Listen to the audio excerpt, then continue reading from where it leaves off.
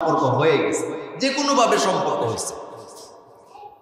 হওয়ার পরে ঘটনা অনেক গড়াইছে, পারিবারিকভাবে মেল হয়েছে, দরবার হয়েছে, তাকে বোঝানোর চেষ্টা করছে, কিন্তু সে এতটা বেপরোয়া হয়ে গেছে, সে যেই ছেলের সাথে পরকীয়া জড়াইছে সে তার বক্তব্য এটা সে বলছে যে ওই ছেলেকে পাওয়ার জন্য সে আল্লাহর কোরআনুল কারীমের উপরে পা দিয়া ভিডিও করে ফেসবুকে ছাড়ছে। আপনি চিন্তা করতে পারেন, নারীরা সবচেয়ে সম্মানিত।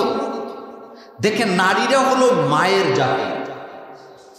নারী আমাদের মা, নারী আমাদের বোন, নারী আমাদের স্ত্রী, নারী আমাদের কন্যা, যেটাকে বলা হয় কন্যা, জায়া, জননী, তিনটা জিনিস।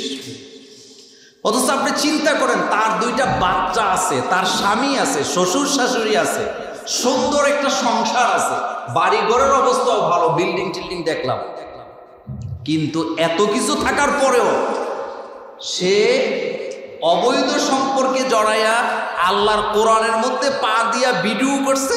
পুলিশ যখন তাকে গ্রেফতার করলো, সে তখন কি বলল যে ওই ছেলেকে পাওয়ার জন্য আমি এটা করছি। তার মানে বোঝা যায়, নারী যখন বেপরোয়া হয় কন্ট্রোলের বাইরে চলে যায়।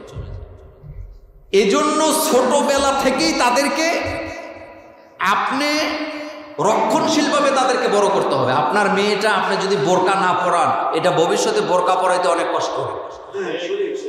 আর আপনি যদি তাকে ছোটকাল থেকে পর্দায় রাখেন, তাকে পর্দায় বাইর করা কঠিন, সে কখনো পর্দা ছাড়া চলবে না।